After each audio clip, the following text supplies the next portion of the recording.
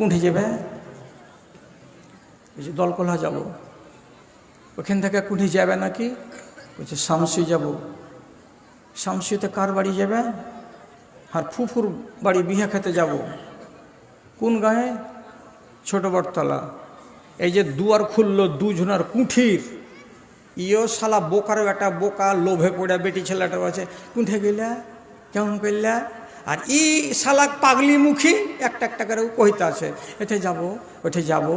স্টেশনে যাওয়ার পরে কইছে তুমি যাও না, তুমি যাও, তুমি বসো, আমি তোমার টিকিট খান্ডা কেটে এনে দিছি। তখন বলছে কত মানুষটা ভালো জি, হ্যাঁ টিকিট খান কেটে নিতে চাইছে। এই টাকা নিয়ে যাও। আচ্ছা টাকা পরে দিও, আমি টিকিটটা কেটে এনে দিছি, তখন টাকা দিও। টাকা যখন টিকিট কেনে এনে দিল 25 টাকা দিয়ে, তখন মেয়ে লোকটা বলছে টাকাটা লাও।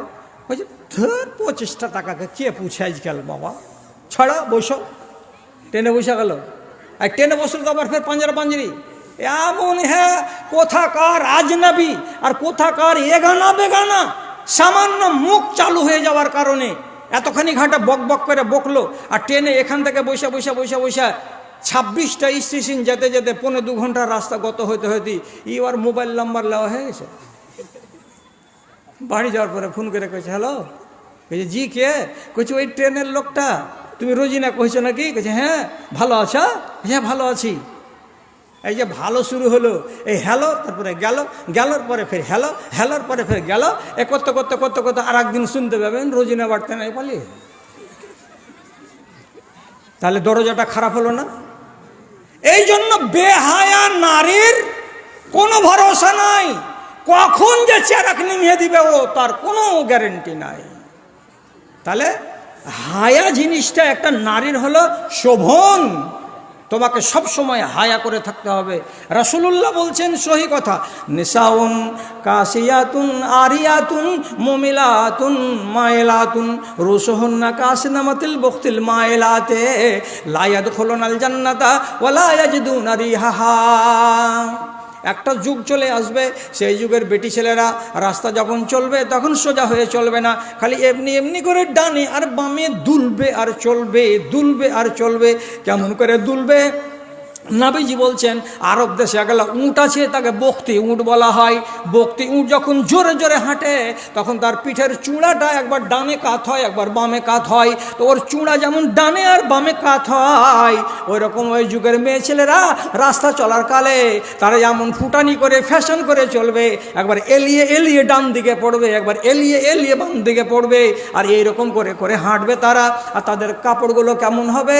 যে কাপড় পরে আছে কিন্তু কাপড় পরে নাই, কাপড় পরে আছে কিন্তু কাপড় পরে নাই। আর মানেটা কি? কাপড়ে এত পাতল হবে, কাপড়ে এত ঝরঝরে হবে, কাপড়ে এত জলজলে হবে যে তার ওই পাতলা কাপড় দিয়ে তার নিচের ট্রাউজার দেখা যাবে, তার নিচের লেগিন দেখা যাবে, তার ওড়নি ফুড়ে গিয়ে তার ঘাড় দেখা যাবে, তার গলা দেখা যাবে, তার মাথার চুলগুলো সব বোঝা যাবে। তাহলে কাপড় তো পরে আছে বেচারি বটে, কিন্তু আসলে কাপড় পরে নাই। এমন পাতল পাতল কাপড় পেয়ে পরে মেয়ে ছেলেরা চলবে। রাসূলুল্লাহ বলছেন এই রকম যেদিন তোমরা দেখতে পাবে রে, সেদিন তোমরা জেনে নিও, ওই মেয়েদেরকে তোমরা বলে দিও তোমরা জান্নাত যাবেই না, যাবেই না, যাবেই না, বরং 40 বছরের দূর থেকে আল্লাহর জান্নাতের সেন্ট পাওয়া যাবে, তোমরা সেই সেন্টটা পর্যন্ত নাকে পাবে না। পর্দা করো নারী, পর্দা আছে তো অন্যান্য দুর্বলতা আল্লাহ সারিয়ে দিবেন। আর পর্দা যদি না থাকে এই ফরজ, তাহলে তুমি গেলে রসগোল্লা রসার তলে চলে গেলা। আর একটা কথা বলে রাখছি, সেটা হলো এই, ভালো করে শুনে নাও, কথা শেষ করতে যাচ্ছি। তোমার স্বামী কি তোমাকে দেখে ডরায়? আধা কত লেগে যাবো একটু পরে? আচ্ছা ঠিক আছে, আমি টাইম দেখে আছি ভালো করে। এই এদিকে দেখাও, তোমার স্বামী কি তোমাকে দেখে ভয় করে? লেখো, কান খুলে শুনো। ও নারী, কোন নারী যদি এমন এই মজলিসে থাকো যে তোমাকে দেখে তোমার স্বামীর ভেতরটা খালি পুলুক পুলুক পুলুক পুলুক পুলুক পুলুক করে ডরে, যদি তোমাকে দেখে তোমার স্বামীর ভয় লাগে, ডর লাগে, কেন ডর লাগে? আমি যদি একটা কথা আমার বিবিকে বলতে যাই, তাহলে আমার বিবি আমাকে খাপিয়ে খেয়ে নেবে, আমার বিবি আমাকে ছেড়ে কথা বলবে না। এমন যদি হয় তাহলে জেনে নাও, জেনে নাও, জেনে নাও, জেনে নাও, তোমার মতো রমণী আল্লাহর জান্নাত পাবে না। খবরদার, স্বামীর উপরে মালিকানা করতে যাবে না, স্বামীর উপরে মালিকানা করা তোমার চলবে না। তোমার যেটা ইচ্ছা আছে স্বামীকে বলে করো, স্বামীর মশওয়ারা নিয়ে করো। আর স্বামীকে এড়িয়ে নিজের মন মতো কোনো কাজ করবে, এটা কোনো নারী, জান্নাতি নারীর স্বভাব নয়। মুলায়ম করে তৈরি করেছি, পুরুষদের চাইতে তোমাদেরকে বেশি আকর্ষণীয় করে তৈরি করেছি, তোমাদেরকে আমি ম্যাগনেটের মতো তৈরি করেছি। তোমাদেরকে যে দেখবে তার মনের ভেতরে একটা টান পয়দা হয়ে যাবে, তোমাদের দিকে যারা তাকাবে তাদের মনের ভেতরে একটা কাশিশ তৈরি হয়ে যাবে। অতএব তোমাকে পাওয়ার জন্য একটা পুরুষ মাতোয়ারা হয়ে যায়। এই জন্য যখনই একটা পুরুষ মাতোয়ারা হয়ে যাবে তোমাকে পাওয়ার জন্য, তখন জেনা হয়ে যাবে, ব্যভিচার হয়ে যাবে, তোমারও জীবন বরবাদ হবে, পুরুষ লোকটারও জীবন বরবাদ হবে। তারই জন্য রব্বুল আলামিন বলছেন কি, তুমি তোমার গায়ে কাপড় চাপিয়ে রাখো যাতে তোমার যৌবন কেউ দেখতে না পায়, তোমার মুখটাকে তুমি ঢেকে রাখো, তোমার মুখের সৌন্দর্য একটা অচেনা পুরুষ যেন দেখতে না পায়, তোমার হাতগুলো সুন্দর সুন্দর মুলায়ম মুলায়ম হাত, তোমার পাগুলো সুন্দর, তোমার পেটগুলো সুন্দর সুন্দর, এগুলো কোনো আলগা পুরুষ যেন দেখতে না পায়। কেন, যদি তারা দেখতে পায় তো তাদের জিভে পানি চলে আসবে, আর তোমাকে পাওয়ার জন্য চেষ্টা চালাবে, তোমার নাম জিজ্ঞাসা করবে, তোমার বাড়ি জিজ্ঞাসা করবে, তোমার সাথে গল্প করতে যাবে, শেষে তোমার কাছে ফোন নম্বর চাইবে, আর ফোন নম্বর নেওয়ার পরে অযথা পায়ে পড়ে তোমার সঙ্গে গল্প করতে যাবে, আর গল্প করতে করতে তোমার সঙ্গে ভাঁজ লাগাতে যাবে, আর ভাঁজ যদি লেগে যায় তো তুমিও পাপী হবে আর ছেলেটাও পাপী হবে। এই জন্য রব্বুল আলামিন বলছেন, ও নারীরা তোমাদের গাটা ঢেকে রাখো, কোনো মানুষ যেন তোমাদের কাকে দেখে তাদের মনের ভেতরে উত্তেজনা তৈরি না হয়। এই জন্য পর্দা। কোনো নারী যদি পর্দা না করে, আমি তো নমাজ খুব পড়ছি, ওই যে ঠন ঠন, নমাজে তোমাকে জান্নাত নিয়ে যাবে না। কোনো নারী যদি কী করে বেহায়া হয়ে ঘুরে বেড়ায়, তো যদি ওকে বলে যে তুই পাবি না কিছু, হ্যাঁ আমি যে রোজা করি, সাদকা করি, দান করি, খায়রাত করি, তো কেন জান্নাত পাবো না? পরিষ্কার ভাষায় বলছি, ঠন ঠন, পাবে না। কেন পাবে না? তোমার একটা ফরজ তুমি ছেড়ে দিয়েছো। একটা ফরজ কোনটা? তো পর্দাটা। পর্দা যদি কোনো নারী ছেড়ে দেয় তাহলে ভালো করে লিখে রাখো, ভালো করে লিখে রাখো, মাথাতে তুলে নাও, গুজে নাও, গুজে নাও, কথাটা ভালো করে তুলে নাও। এই বেটি ছেলে যতটি আছো সবটিকে বলছি, শেষ কথা মুখস্থ করো। কি? ব্রেক ছাড়া গাড়ি, আর গঙ্গার কিনারাতে বাড়ি, আর বেহায়া নারী, তিনটা জিনিসের কোনো বিশ্বাস নাই। কি বললাম? নদীর কিনারায় বাড়ি, আর ব্রেক ছাড়া গাড়ি, আর পর্দা ছাড়া নারী, তিনটাই জিনিসের কোনো বিশ্বাস নাই। তার মানেটা কি? তোমার বাড়ি যদি গঙ্গা নদীর কিনারাতে হয় তো কোনো ভরসা নাই, এই বেলা আছে মগরব হতে হতে কেটে গঙ্গাতে পড়ে যেতে পারে, ওই বাড়িখানার কোনো ভরসা নাই। ঠিক ওই রকমই তোমার একটা 5 লক্ষ, 6 লক্ষ, 10 লক্ষ টাকার একটা গাড়ি আছে, আর গাড়িখানা সবই ঠিক আছে, কিন্তু গাড়িতে ব্রেক নাই। আর বিনা ব্রেকের গাড়ি চালিয়ে যদি তুমি যাও তো দোমাহানা স্ট্যান্ডে যায় একটা টোটোর পাছা দিকে হুঁ করে লাগিয়ে দিয়ে 3টা লোককে মেরে শেষ করে দিবা। এই জন্য ব্রেক ছাড়া গাড়ির কোনো দাম নাই। ঠিক ওই রকমই একটা মেয়ে ছেলে সবই কিছু ঠিকঠাক আছে, কিন্তু বেটি ছেলেটা পর্দা করে না, তাহলে পর্দা না করা বেটি ছেলের কোনো ভরসা নাই। কেন? তোমার চিকন মুখ, চিকন হাত, চিকন গল্প, চিকন কথা দেখে আর একটা লোক পাশে বসে যদি দলকলা বাজার যায় তো পাশাপাশি বসলেই তোমার বেহায়া চেহারা দেখে প্রথমেই তখন জিভাটাকে ঠোঁটে এমনি করে মুইলা টুইলা তার প্রধান করছে। 2 নম্বর কথা বলছি, 2 নম্বর কথা কি? আজকে বয়স কত? 40-45। এখন মনে মনে ভয় হয়েছে, জুয়ান্তিকালে কত ভুল করেছি, এই ভুলগুলোর মাপ কেমন করে হবে? তো আমি বলি না, আমার ডানে বামে আলেমে দিন আছেন, কথাটাকে খেয়াল করে শুনো। কি খেয়াল করো? নবীজি বলছেন, সোমবারের দিন এবং বৃহস্পতিবারের দিন আসমানের দরজা খুলে দেওয়া হয়, দুনিয়ার মানুষের ডাক আসমান পর্যন্ত চলে যায়।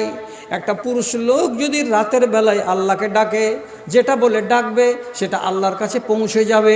একটা নারী যদি আল্লাহকে ডাকে সোমবারের দিন এবং বৃহস্পতিবারের দিন রাতে, তাহলে তার মনের কথাটা আল্লাহর কাছে পৌঁছে যাবে, আল্লাহ সেটা কবুল করে নেবেন। কিন্তু নবীজি বলছেন ইল্লা জানিয়াতান তাসআবে ফারজাহা, তবে এমন একজন বেটি ছেলে যার 40 বছর বয়স হয়ে গেছে, অথচ যৌবনকালে ব্যভিচার করেছে তো করেছে, বড় হয়ে যাওয়ার পরে 3 ছেলের মা হয়ে যাওয়ার পরে, 4 ছেলের মা হয়ে যাওয়ার পরে চরিত্রটাকে ভালো করতে পারেনি, স্বামীর আমানতে খেয়ানত করে দেয়। স্বামী চলে গেছে কেরালা কাজ করতে, স্বামী চলে গেছে গুজরাটে কাজ করতে, রুজির সন্ধানে গেছে, আর স্বামীর অবর্তমানে কোনো রমণী যদি পরপুরুষের সাথে শারীরিক সম্পর্ক করে নাই, পরপুরুষের সঙ্গে যদি লুকিয়ে লুকিয়ে ফাঁকে দিয়ে যদি মিলামেশা করে নাই, তাহলে আল্লাহ পাকের নবী বলছেন ওই রমণী যতদিন পর্যন্ত কেঁদে কেঁদে কেঁদে কেঁদে রাতের বেলায় চোখের পানি ঝরিয়ে গুনাহ মাফ না করে নেবে, ততদিন পর্যন্ত তার দোয়া কবুল হবে না। জেনা হয়েছে, সাজা নেওনি, সাজা থেকে গেছে, লোক জানতে পারেনি, তোমার গায়ে দাগ লেগে আছে, কি করে মুছবে তুমি? রাতের বেলায় চোখের পানি ঝরাও, রাতের বেলায় নির্জনে বাড়ির ভেতরে কোনো এক জায়গায় মুসাল্লা পেড়ে দিয়ে 2 রাকাত নামাজ পড়ে আল্লাহ তাআলার কাছে হাত তুলে কাঁদো আর দোয়া করো, কাঁদো আর দোয়া করো। পরওয়ারদিগার, যখন আমি হাই স্কুলে পড়ছিলাম তখন এমন ঘটনা ঘটে গেছে, যখন আমি কলেজে যাচ্ছিলাম তখন আমার দ্বারাই এই ভুল হয়ে গেছে। আয় আল্লাহ, আমি আদমের বেটি, আমরাকে তো তুমি মানুষ করে পয়দা করেছো, আর মানুষের চরিত্র হলো ভুল করা, আমি করেছি ভুল, আল্লাহ তুমি মাপ দাও, তোমার কাছে মাপ চাইছি। যদি চোখের পানি ঝরিয়ে রব্বুল আলামিনের সামনে কাঁদতে পারো, তো তাহলে তোমার ওই গুনাহগুলো মাফ হয়ে যাবে, সব আল্লাহ তাআলা ধুয়ে দেবেন। আর একটা কথা বলে শেষ করি, তা হলো এই, নমাজ তো শুরু করেনি এখনো, শতকরা 90টা বেটি ছেলে যাদের 20 বছর বয়স, এখন নমাজ তো তোমরা শুরু করনি। এই যে 20 বছর নমাজ ছুটে গেল, ছাড়া পড়ে গেল, রমজান আসবে তখন খুব তারাবি পড়বে আর খুব ফরজ নামাজ পড়বে, মসজিদে যাবে, তারাবি পড়তে যাবে, আর বাদবাকি মাসগুলো বসে বসে হুম আদারি রসগোল্লা, নামাজ পড়বে না। তাহলে কথাটা শিখে রাখো, পুরুষ লোক যেমন নামাজ না পড়তে গেলে জান্নাতে যাবে না, তেমনি নারীরাও যদি নামাজ না পড়ে আর অত্যন্ত পর্দানাসীন মহিলা জান্নাত পাবে না। নামাজই নাই তো জান্নাত কিসে? নামাজটাকে ছাড়তে হবে না। এবার তুমি প্রশ্ন করবে যে মৌলী সাহেব, আমি তো এখন 2টা ছেলের মা হয়ে গেছি, আগে নামাজ খুব ছেড়েছি, এখন নামাজ পড়বো মনে করছি, তা আমার যে 20 বছর নামাজ ছাড়া পড়ে গেল, তো এইগুলোর কি হবে? এটা জিজ্ঞাসা আছে কিনা যে আমার কি হবে? আমি যে 10 বছর নামাজ পড়িনি, তো আমার কি হবে? তা আমার কথা শোনো, আজ থেকে তুমি নামাজ আরম্ভ করবে, তো ঠিক আছে নামাজ পড়ো, কিন্তু তোমাকে যে 20 বছর নমাজ ছাড়া পড়ে গেছে, ওই ছাড়া পড়ে যাওয়া নমাজের কাজা করা চলবে না, কাজা হবে না। তাহলে কি দিয়ে তুমি হিসাবটা মিটাবে? নবীজি বলছেন কিয়ামতের দিন তোমার নমাজের আমল যদি কম হয়ে যায়, তো রব্বুল আলামিন বলবেন ফানজুর ইলা তাতাওয়ে আবদি, আমার বান্দার নফল নামাজ আছে কিনা দেখতো রে ফারিস্তারা। নফল নামাজ যদি থাকে তোমার পাল্লাতে চাপিয়ে দেওয়া যাবে, আর পাল্লাতে চাপিয়ে দেওয়ার পরে দেখা যাবে অনেক অংশে তোমার ফরজের যেটা ঘাটতি ছিল সেটা মেকআপ করে দিবে কিসে? তো তোমার নফল নামাজে। এই জন্য বলছি, ও পাতনুরের এবং রহাটপুরের মায়েরা বোনেরা, তোমরা যদি তোমাদের বিগত দিনের নমাজগুলোর খেসারতটাকে দিতে চাও, তাহলে এবার নফল নামাজ বাড়িয়ে দাও, নফল নামাজ বাড়িয়ে দাও। কেমন নফল নামাজ? কেমন? জোহরের নামাজের আগে 4 রাকাত, তো তুমি আরও 2 রাকাত পড়ে নাও। জোহরের নামাজ ফরজ পড়ার পরে 2 রাকাত আছে সুন্নাত, পড়ে নেওয়ার পরে পারো তো আর 2 রাকাত নামাজ পড়ে নাও। মগরিবের নামাজের আগে যদি পারো তো 2 রাকাত সুন্নাত পড়ে নাও। মগরিবের নামাজের ফরজের পরে আছে 2 রাকাত সুন্নাত, যদি পারো আর 2 রাকাত নামাজ সুন্নাত পড়ে নাও। এশা নামাজের পরে যদি পারো তো ফের 2 রাকাত সুন্নাত পড়ে নাও। এইরকম করে করে প্রত্যেক ফরজ নামাজের আগে এবং পরে, তো আসরটাকে শুধু বাদ দিয়ে দেবে, আসরের পরে আর নামাজ হবে না। এর আগে যদি পারো তো নফল নামাজ 2 রাকাত 4 রাকাত 2 রাকাত 4 রাকাত করে বাড়াও। আর কি বাড়াও? যদি 1 মাস বেলা হয়ে যায়, সেই টাইমে 8:30টার সময় কিংবা 9টার সময় কিংবা 10টার সময় ওযু করো, আর করার পরে তোমার ঘরের ভেতরে মুসাল্লা পেড়ে দিয়ে 2 রাকাত 2 রাকাত করে 4 রাকাত নামাজ আদায় করে দাও। এই নামাজটাকে বলা হয় চাশতের নামাজ। এর বড় ফজিলত আছে রে মা, এর বড় ফজিলত আছে রে মা। এটা যদি তুমি না ছাড়ো আর তোমার ফরজ যদি ছাড়া পড়ে যেয়ে থাকে, তাহলে কিয়ামতের দিন তোমার পাল্লাটাকে এই নামাজে ভারী করে দেবে। আর যদি পারো তাহাজ্জুদের নামাজ ধরো। কেমন তাহাজ্জুদের নামাজ? রাত্রি 12টার পরে, রাত্রি 1টার পরে, রাত্রি 2টার পরে জেগে যাও, ওযু বানাও, স্বামীটা ঘুমিয়ে থাকবে, তুমি জেগে যাবে। জেগে যাওয়ার পরে পিশাব পায়খানা করে ওযুটাকে বানিয়ে 10 বার পড়বে আস্তাগফিরুল্লাহ, 10 বার পড়বে লা ইলাহা ইল্লাল্লাহ, 10 বার পড়বে সুবহানাল্লাহি ওয়া বিহামদিহি সুবহানাল্লাহিল আযীম, 10 বার পড়বে আল্লাহুম্মা ইন্নী আউযু বিকা মিন যিকিদ দুনিয়া ওয়া যিকিল ইয়াউমাল কিয়ামা। 10 বার করে 10 বার করে 10 বার করে পড়ার পরে তুমি এবার নামাজে দাঁড়িয়ে যাবে। নামাজগুলো 2 রাকাত 2 রাকাত 2 রাকাত 2 রাকাত করে 8 রাকাত নামাজ পড়বে।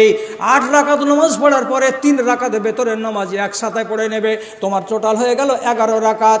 যারা যারা রাতের বেলায় ঘোর অন্ধকারে রাতের নামাজ পড়ে, তাহাজ্জুদের নামাজ পড়ে, আল্লাহ রাব্বুল আলামিন বলছেন তোরা কপালওয়ালি রে, তোরা নসিবওয়ালি রে, তোরা ভাগ্যবতী নারী রে, তোদের কপালে মঙ্গল আছে রে।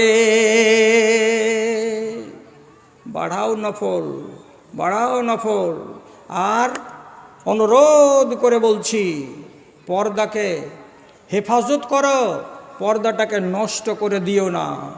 বিয়ে বাড়ি যাবে, পর্দার সাথে যাও।